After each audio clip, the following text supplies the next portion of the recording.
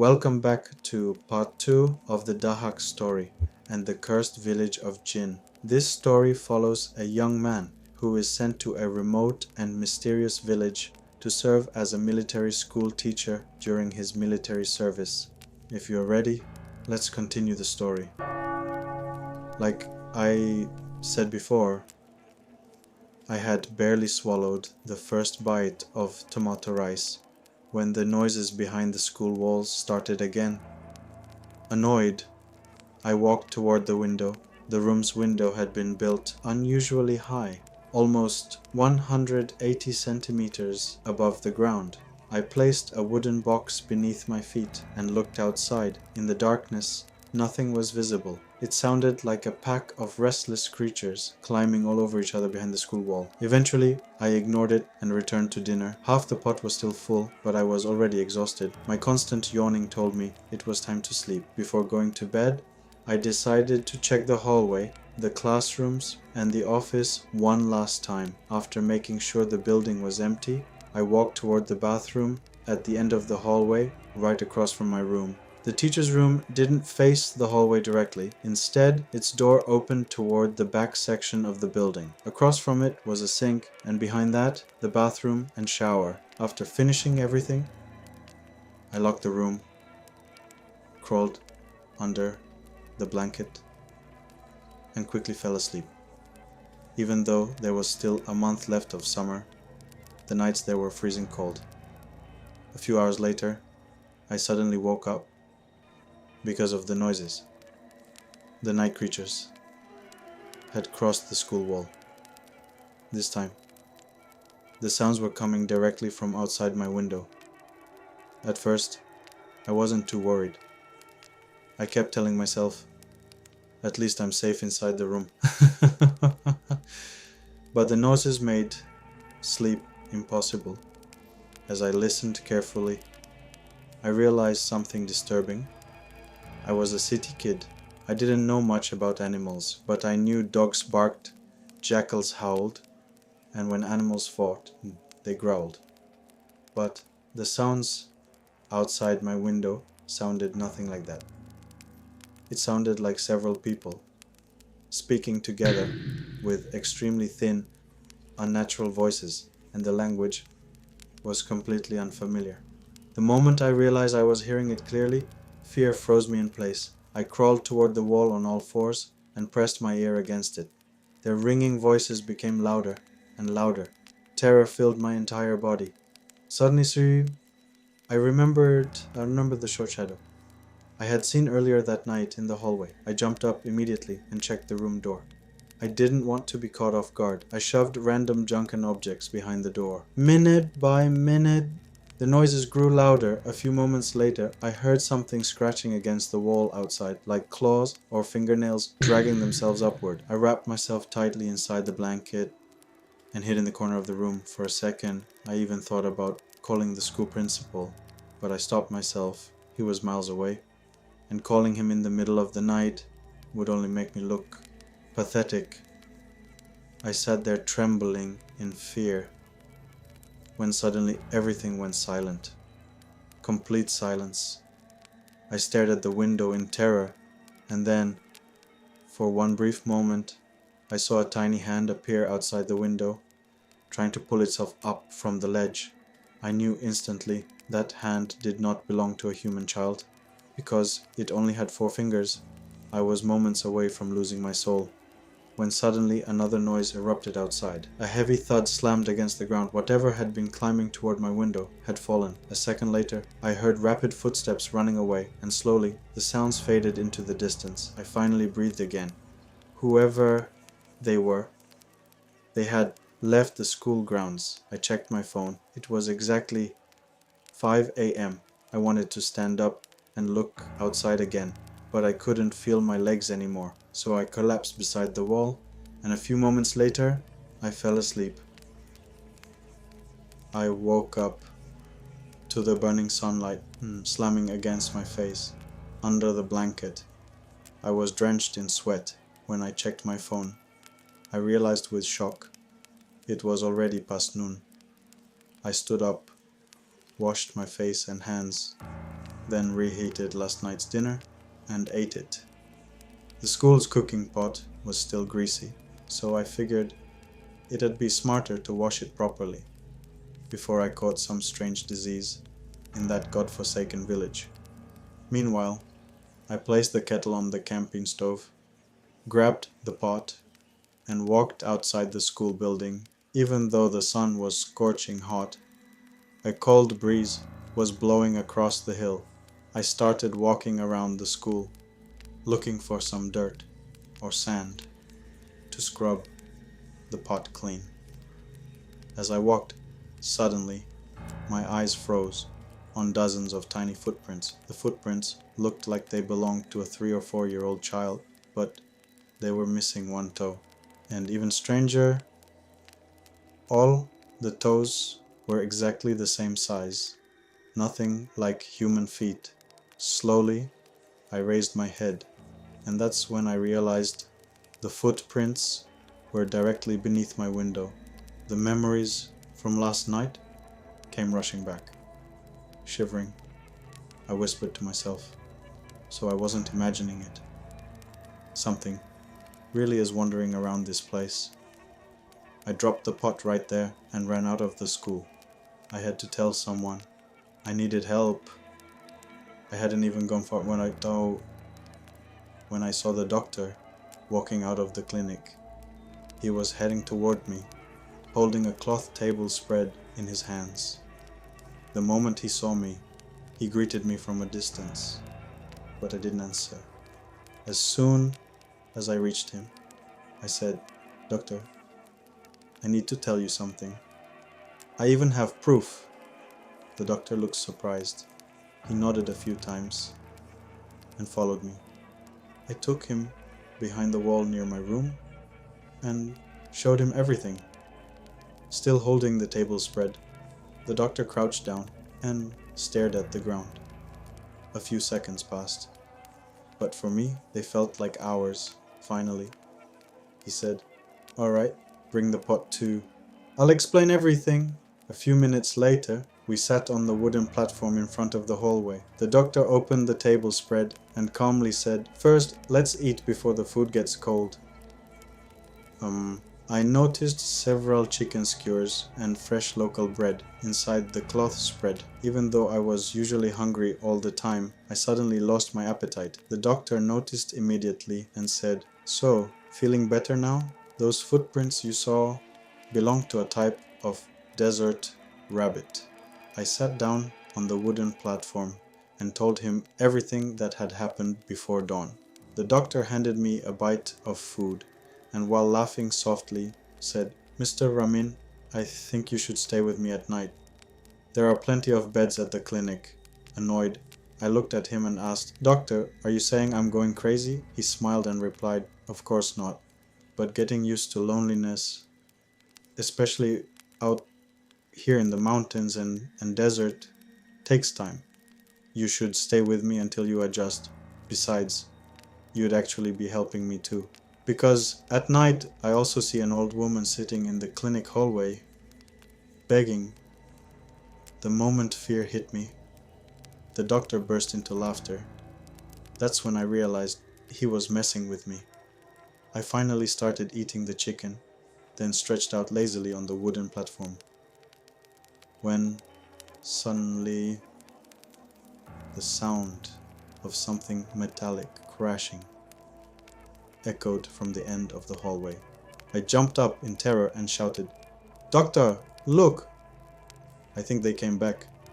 The doctor, whose face had turned slightly red from laughing, grabbed one of the metal skewers and while walking toward the hallway, told me to stay where I was. I stood up anyway and waited beside the entrance. A few moments later, the doctor returned. Hold in the skewer." He shook his head dramatically and said, "I caught the aliens." The moment I saw the burnt kettle hanging from the skewer, I suddenly remembered I had left it on the stove an hour earlier. The doctor looked at my face and burst into laughter again. Then he said, "The only thing we should fear around here is you, Mr. Ramin." Embarrassed, I lowered my head in shame. The doctor brewed tea himself, and after washing the skewers, we sat down together again. He started telling me stories about how he came to the village. So I asked him, "By the way, doctor, where did you buy all this chicken?" He smiled and replied, "I didn't buy it. Sometimes the villagers bring these to me to thank me for treating them. And other times, they simply bring food out of kindness. So what did you think? Why else would I volunteer to come here?" The moment when he said that, I started doubting him again. I couldn't tell anymore whether he was serious or joking. Then once again, he laughed at my confusion. So I asked him, "Then why did you leave the city and come all the way here to practice medicine?" This time, the doctor became serious. He said that years ago, his mother developed cancer. By the time they discovered it, the disease had already spread through almost half her body. So he made a vow. If his mother survived, he would spend 5 years treating people for free in a poor remote village. That's when I realized even the newly built clinic had been constructed by him, and the chickens and gifts people brought him were simply out of gratitude. Otherwise, he never charged the villagers for treatment. Honestly, I was deeply moved, and I felt lucky to have met someone like him. Near sunset, we locked up the school building and headed toward the clinic. The doctor left for the village mosque to pray, but I stayed behind. One good thing about the clinic was that it had a television. Even the dumbest programs keep me distracted for hours out there. About an hour later, I heard the clinic's glass door open. I assumed a villager had come for treatment, so I stepped out of the room to tell them the doctor had gone to the village. But the moment I entered the hallway, I froze. A very short old woman, barely 1 meter tall, was standing near the entrance, staring directly at me. There was something deeply unnatural about her appearance. It sent a chill through my body. Stuttering, I said, "Mother." The doctor went to the village, but without saying a single word, the old woman slowly sat down, right there in the hallway. I frowned and returned to my room. A few minutes later, I heard the sound of a motorcycle outside. I guessed the old bathhouse man had returned again. This time, I didn't leave the room. I thought to myself, let them run into the old woman. I want to hear what they say to each other. A few seconds later, I heard the voices of the bathhouse old man and the doctor entering the clinic. I felt relieved the moment the doctor returned and walked into the hallway. I wanted to tell him about the old woman, so I pointed toward the place where she had been sitting. But the moment I looked, my blood froze. She was gone. Not a trace of her remained.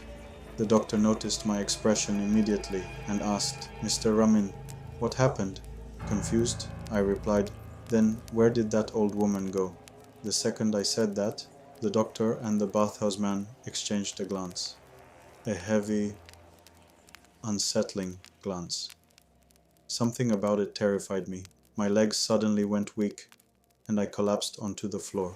The doctor and the old man rushed toward me and helped me back into the room.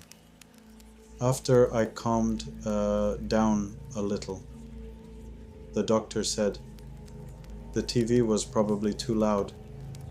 We didn't notice her leaving. You got scared for no reason again, just like last night." The old man frowned and looked at the doctor. "Wait, what happened last night? Don't tell me he also..." Before he could finish, the doctor cut him off sharply, but the old man couldn't stay quiet. "If he's going to stay here, you should tell him the truth. He might end up hurting himself." The doctor seemed hesitant for a moment, then sighed. But before he could say anything, the old man spoke firmly. "No, It's already too late. Then he turned toward me and said, "Listen, teacher. Our village is a little strange. How should I explain it? This village doesn't belong only to humans. No matter where you go around here, you'll find traces of strange creatures, just like the ones you saw last night." His voice sounded distant, almost dreamlike. I slowly turned toward him and said, "But I didn't really see anything. I only heard noises and saw their footprints. The doctor said they were rabbits." The old man laughed softly and looked at the doctor. The doctor was being too kind. "Sure, they're small, but they're at least twice the size of a rabbit." Terrified and impatient, I looked at the doctor and asked, "Doctor, what is he talking about? Is he joking?" The doctor looked annoyed and said, "Mr. Yadola, if you're going to tell him, then tell him properly. You're scaring the poor guy to death." The Bathos old man, whose name was Yadola, pulled a chair toward me and said, "Sit down, teacher." He sat across from me, then continued, in a lower voice, "Since you've already seen things yourself, that's why I'm telling you this. Years ago, back when I had just gotten married, a man came to us saying that something had been ruining his watermelons. We went to his farm and saw that every other watermelon had been punctured. Normally, desert animals do things like that. But this time, there were claw marks around the holes. So a few of us decided to stay there at night to see what was destroying the crops." He paused for a moment, then lowered his voice even more. "Yes, teacher, it was around midnight when we saw a group coming down from the hill. At first, we thought they were children, but when they got closer, dear God, a bunch of dwarf-like creatures, some the size of cats, rushed into the farm. We grabbed sticks and chased after them, but they disappeared into the desert like arrows shot into the dark. After that, we went to a sheikh and told him everything. He said those creatures were grave-born, and that they probably lived there because of the old cemetery near the village. According to him, they build homes deep beneath the ground. There are graves in that cemetery so old that nobody even remembers who's buried there anymore. Not even my grandfather." Haji Adola looked at me and said, "Teacher, if you don't bother them like the previous teacher did, they probably won't hurt you. And when the weather gets colder, they come out less often anyway." I listened to Haji Adola's words, my hair standing on end, my face pale. Every now and then, I glanced at the doctor, hoping he'd suddenly burst into laughter again and say the whole thing was a joke, but the doctor looked far more worried than amused. Finally, unable to hold it in anymore, I asked, "Okay, but what does the cemetery have to do with the school? Why do they come there?" Haj Yadola replied, "Well, son, the cemetery is right behind the school. Haven't you gone behind the hill yet? The previous teacher used to say that whenever he lay down and put his ear against the ground, he could hear them beneath the earth, as if they had built their homes directly under that hill."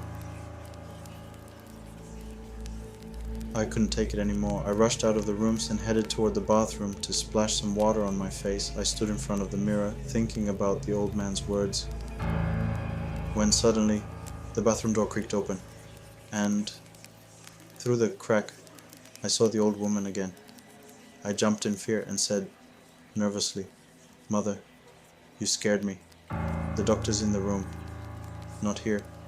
But the old woman ignored my words completely and just stared at me.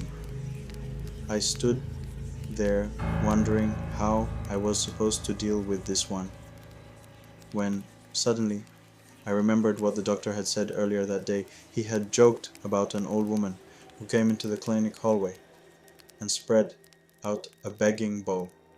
Back then, he laughed, and I thought he was joking, but now I felt a crooked, twisted smile slowly forming on the old woman's face.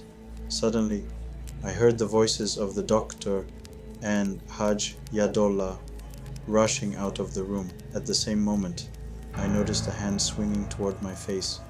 Then everything went black. When I opened my eyes again, the doctor and Hajj Abdullah were pacing nervously above me. The moment the doctor realized I was awake, he hurried over and asked, "Ramit, you okay? How many fingers is this?" I honestly had no idea what to answer because he was only holding up his thumb. When the doctor noticed my confusion, he burst into laughter and said, "Thank God, everything's fine." I asked him what had happened to me. The doctor explained, "You fainted and smashed your face against the bathroom floor." After I recovered a little, the doctor asked me a few questions, then turned toward Hajj Yadollah and said, "It's better if he goes to the city and gets scanned. There might be internal bleeding." Hajj Yadollah nodded slowly and said, "Yeah, I'll send him with Esmail tomorrow." I rubbed my head and muttered, "Forget it. That road to the city is gonna kill me before anything else does." The doctor laughed again and said, "Relax, you won't need to go." About half an hour later, Hajj Yadollah said goodbye and left. After dinner, the doctor looked at me and asked, "You feeling okay?" I slowly shook my head no and said, "Doctor, who is that old woman? Why does she keep sitting in the hallway?" The doctor didn't answer. Instead, he just stared at the ceiling, the walls, the room around us. Disappointed, I asked again, "Don't tell me she's one of those strange creatures too?" The moment he heard that, the doctor finally spoke. "No, this one is still human. But people say she had connections with them and eventually lost her mind." Confused, I asked, "Then how does she disappear like that?" The doctor stood up and replied, "Disappear? She moves slower than a turtle. When we ran out of the room, she was still standing near the bathroom door." This poor woman has her own story. You'll understand eventually. But honestly, I've decided it's better not to mess with her. I asked him why. The doctor sighed and explained, "In my first years here, she used to come into the clinic constantly and bother me. One night I lost my temper and threw her out of the clinic." He paused for a moment. "After that, until sunrise, I kept hearing people walking through the clinic, moving equipment around, but every time I checked, there was nobody there." When the doctor finished talking, I let out a hopeless laugh and said, "Great, so she's basically the mother of the jinns now." Then I pulled the blanket over my head while the sound of the doctor's laughter echoed through the room. The next morning, that same yellow van stopped in front of the clinic. The driver, whose name was Esmail, picked me up and drove me back to the same district where he had first dropped me off. For almost 2 hours, I was busy getting x-rays and medical checks done. The doctor who looked at my scan said, "There's nothing unusual in the images, but if you're still worried, you should go to the city and get a colored scan." I thanked him, then hurried back toward the town square. While waiting there for the van, I suddenly spotted the school principal. I walked over and after greeting him asked, "Sir, how long do I have to stay there before I can request a transfer?" The principal shook his head and replied, "Don't even think about that, son. You're staying there until the very end. Even permanent staff can't get transferred from there easily. And you're just a soldier." I said goodbye to him with complete disappointment, then grabbed my head with both hands. At that exact moment, The loud honk of Esme's van echoed across the square. Well, friends, part 2 of the Dahak story, The Jinn Village, has come to an end. If you enjoyed it, don't forget to like the video to help it reach more people. As the poet once said, "In the hands of the people of this world, I see the beggar's bow." For when a beggar becomes a king, he turns the whole world into beggars. Stay under God's protection. Sincerely yours.